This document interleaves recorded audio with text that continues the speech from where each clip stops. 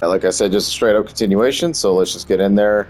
I that looks like a boss icon or something, right? I mean, you got the crown on the head and everything. I'm not really seeing what that means though. That's what I would just have to assume. So maybe that's how we get the blue orb thing. But we'll see. Because it's the only thing I'm missing right now.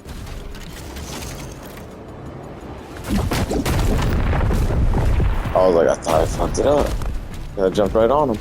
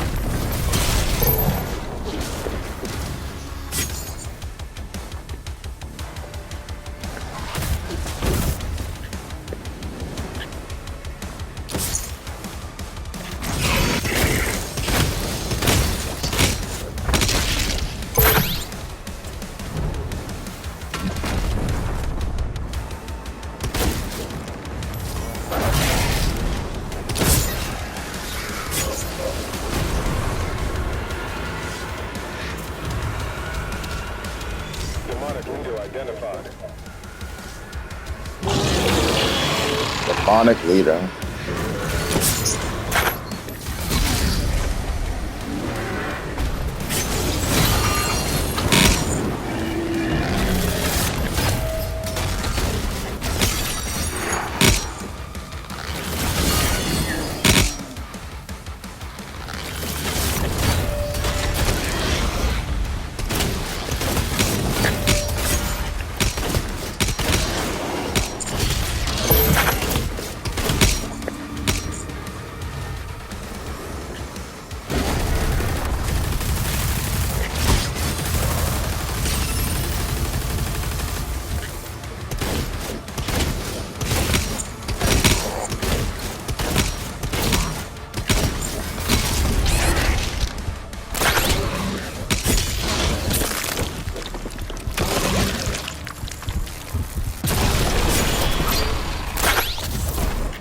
Oh.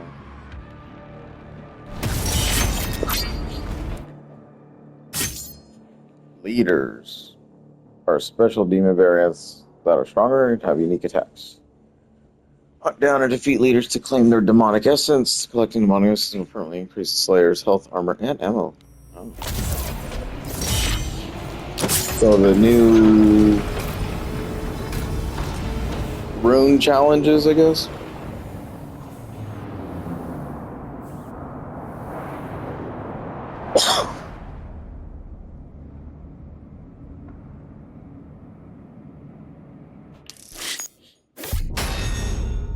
Oh, damn. Well, okay. So you see, this is why I like the YouTube live stuff, because I don't get set on like this little time limit thing that I got, because you only get like an hour to kind of make the video. before you have to like upload it to SharePlay and all that kind of crap, or Share Factory. So this video is going to be like, what, 10 minutes long? Not even 5 right now. Yeah. Sometimes it's hit or miss, you know? Like, what can you do? So far, it's just like all the Dooms put together. Like,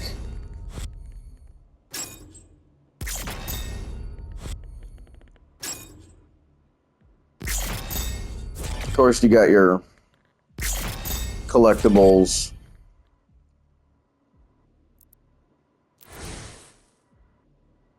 Oh, they're going to put us right into a mech right next mission. That's pretty cool. They're like, all right, you've ran and you've gunned enough. Why don't you go ahead and just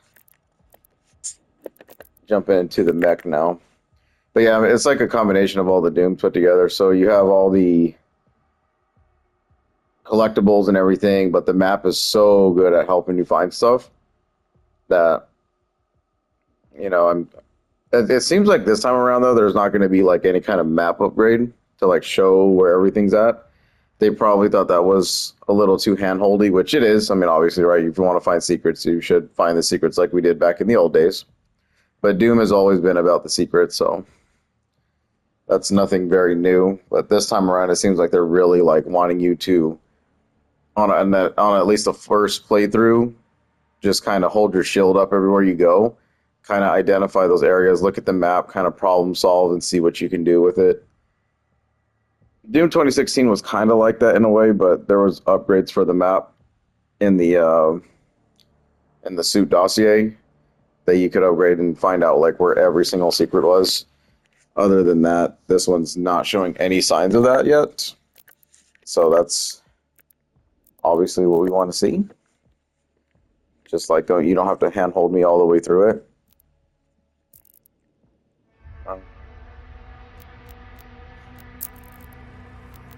So far, I'm not seeing anything I need to change. I think the game is running just fine right now.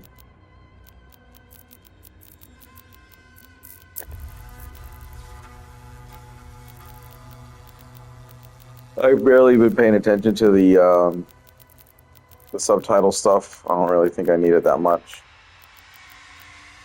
Let's see.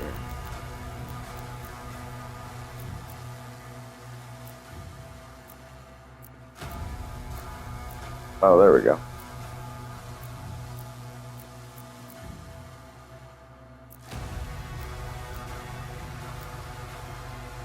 So if you want the face avatar to change, then you can go ahead and do that. Have the old style. The only knock that I got, honestly, is like, why can I not have my reticle? Wait. Oh.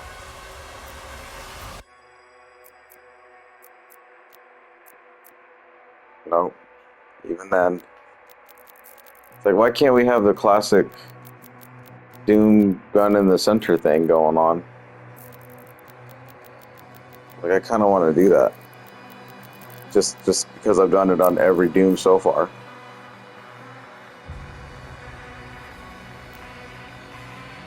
This one doesn't really seem like that kind of a game, though. It seems a little bit more serious rather than like the first two, which I thought were more arcadey-like. Like Doom 2016 was a little bit more horror oriented than Eternal was. Eternal was definitely a lot more arcadey, you know? Like you just like kind of, you had extra lives, all these different colors, all it just looked like you were in a massive arcade. Which is, I mean, it's a different style. This one's obviously a lot more toned down, grittier, darker, deeper. You know, Doomslayer is just a fucking maniac as always, just destroying these guys. The ballistic force crossbow. The BFC. Are you kidding me right now? That's what it's called. The big fucking crossbow. Let's go, dude. That was kind of a spoiler, but okay. Yeah, it's like I stopped watching a lot of things after a while because I already know how it gets really spoilery after a while. People just kind of get the game and somehow, some way, they end up putting all sorts of shit online. So pretty much since the announcement, I've been watching a lot of the announcement video stuff and trailers, and some people are just kind of playing their initial look at the game when they were invited to whatever convention or whatever the hell it was. So that was pretty cool.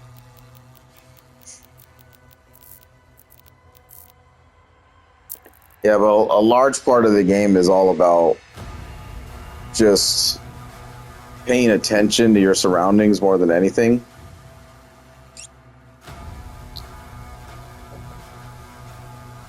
Because that seems to be the name of the game. The spots where you can interact with things are not very noticeable, so you kind of have to like really put two and two together. And I'm kind of glad that I saw like there had to have been a way to undo that fire pit, right? Because it's like it's not the demons or anything that are holding back the fire, and sometimes it can be, but this one seems a lot of like world interactions are hidden, and so you have to really like run up to every switch and every valve twist thing and all that kind of crap, and just see if you can interact with it to get the open secrets.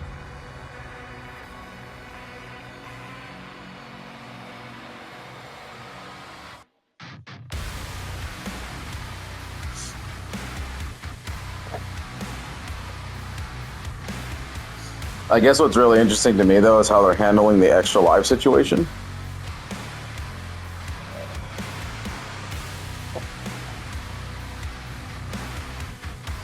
Because they gave me a lot. I didn't die in that round. But it's like you leave them behind for good. So it's like, what happens if you just get murdered in that last round against the boss demon? Now you had like all these extra lives that you can't go back to. And then you have to go on to the next mission with no life. So it's, I don't know.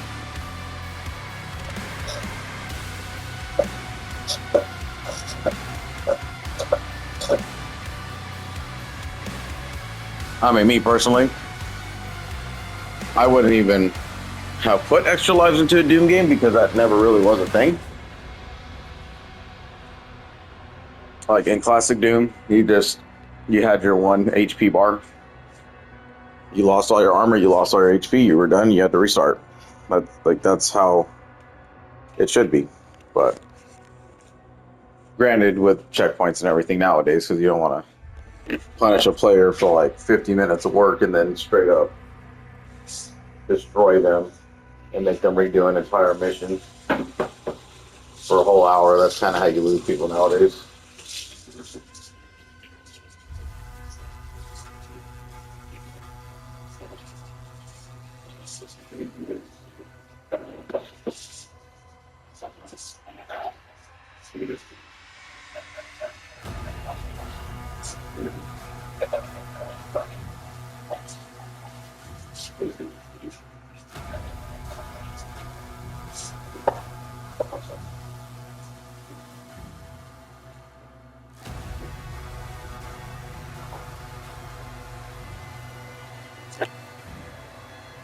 I think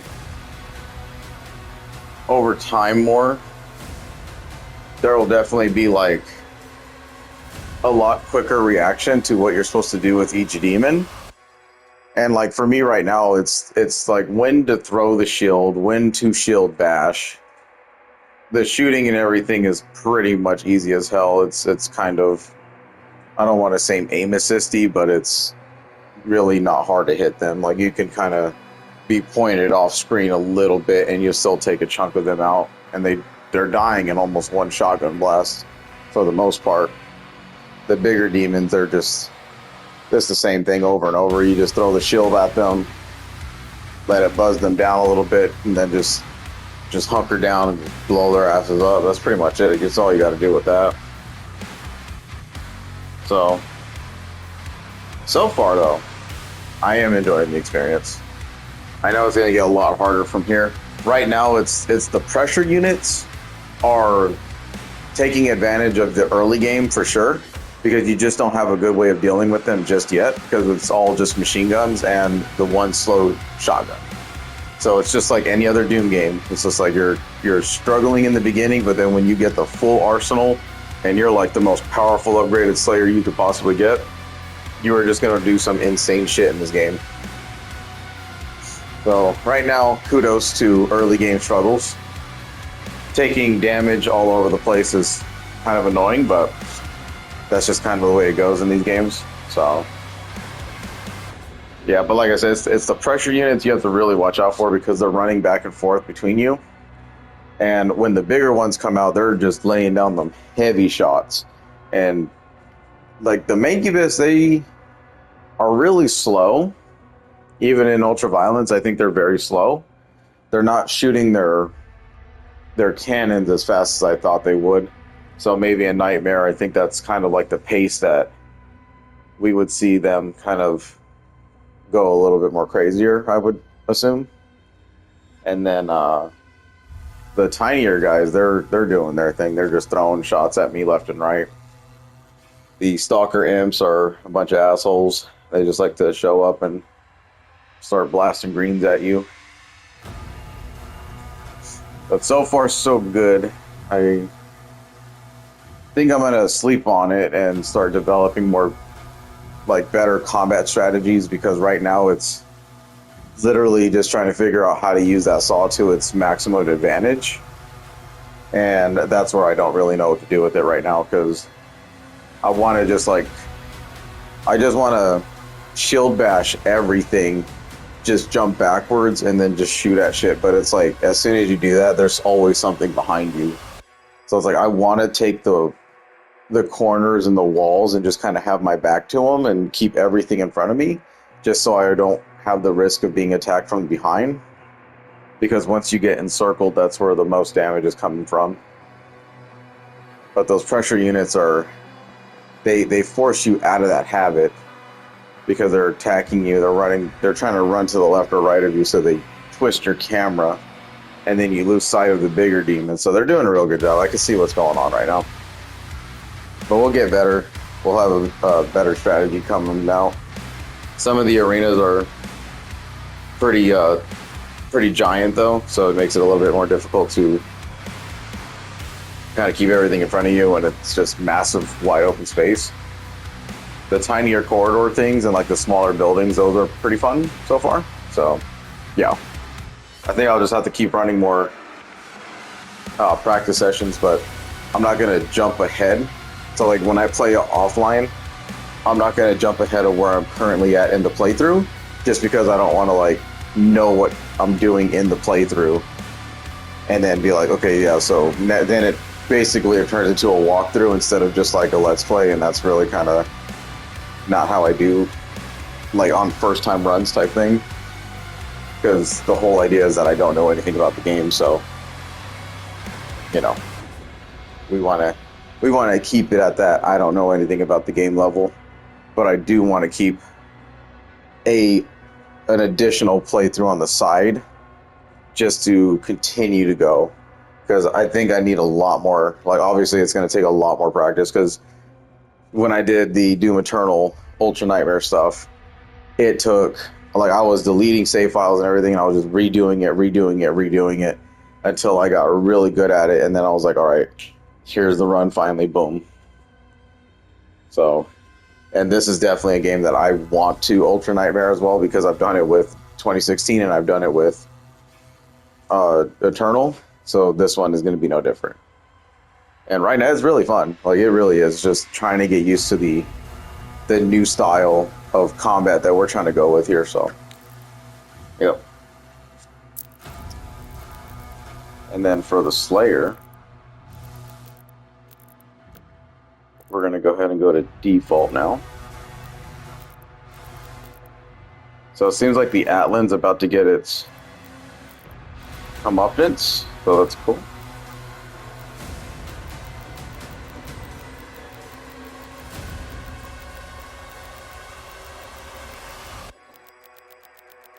Yeah, and the way that the upgrades are, it's pretty much hit the bonfire and start upgrading your bullshit.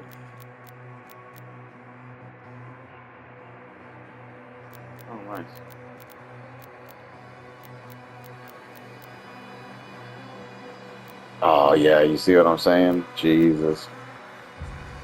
So Pandemonium will give you this nice ass platinum one, and then Ultra Nightmare will reward you with the gold skin. That is so cool, dude. Once again, another fucking thing to do. Start a campaign with at least one custom difficulty setting, modify it, and complete chapter.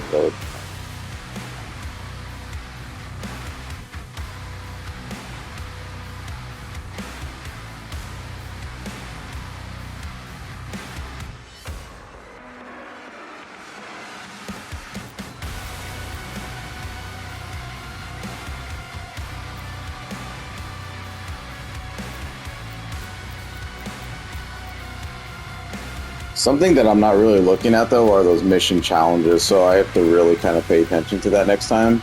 Because if I don't get it on the first run, then obviously I'm going to be playing this game forever and a day, so it doesn't really matter to me.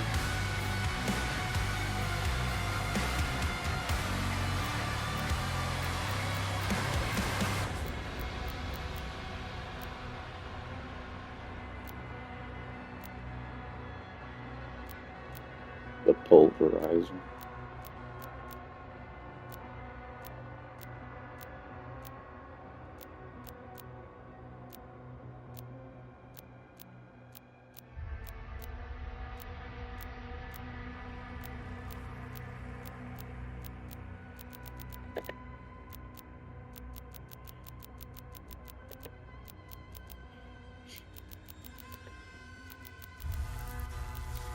Nice.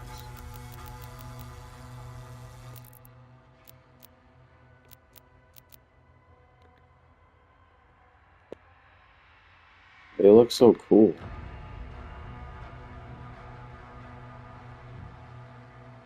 Kind of glad they brought these guys back, and I was wondering if they were going to do it in the DLC for Eternal, but they never quite did. I was like, oh, okay. I guess we don't want these guys because they're in like the original Doom. I think they were in Doom 2, I think 2 or 264. I don't remember, but they were the invisible ones. They were. I think there was a few of them out there in the actual game too, where they were invisible.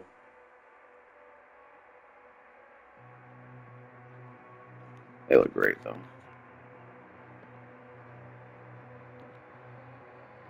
Yeah, I really dig the soldiers in this one. They got like talon claw boots, a loincloth, demonic transformation, still cybernetic as hell too, with the little cannon arm. Iconic, dude. Just super iconic. I like that they went with this cannon arm thing though, because in the other Dooms they were like just dudes with shotguns and stuff like that, so that was kind of funny. And now they're just like, here's a cannon arm. Go be cyborg for a minute. But they look phenomenal with the spike helmets and everything. The imps are definitely weird. Now they're purple. Still got the same movements, but with hair. So, but of course, this is like more ancient. It's supposed to be like a very ancient setting for them. So they have a lot of time to adapt. I think it's hilarious that the Doomslayer is like millions of years old. Really cool. So far, the skins are okay. I mean, they're giving life to it. You know, I like the little Slayer symbol on the side there. So. Can't really tell because I'm not really looking at the weapons when I'm shooting them.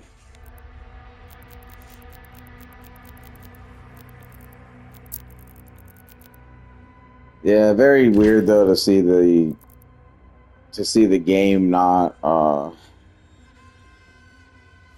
feature like something though. You know, it just the main screen just feels lazy a bit, but it's okay. 22 missions was the objective, and they're all pretty lengthy. That last episode, that should have been around the 55, 56 minute mark, so I didn't really have to do another video. It's just I don't know how the game's going to play out, so I'd rather not take that chance, especially when we're coming up on a boss type enemy. But all right. So a lot more Doom: The Dark Ages to follow. We are now on mission 3, and they let you know that there's 22. So at least we have an end state, an end goal there. I'd expect this playthrough to be around that, like I said, that 22 or 23 to 25 hour mark. That's what I would have to assume, pending any kind of like hiccups along the road we get if I'm just struggling on one section. So far, Ultraviolence seems like a really good meet in the middle kind of road difficulty right now. They're not hitting way too hard. They're hitting just right. It's making me having to think a little bit harder about how I want to engage them. So I'm not just like running through the game and running blasting and just like, okay, whatever, this game's easy, moving on. So Ultraviolence is definitely a good difficulty to get started. I think Hurt Me Plenty would probably be way too easy, so we're definitely not going to go down there. And then, yeah. So the other difficulties, we'll do those over time. Thanks for watching. We'll see you.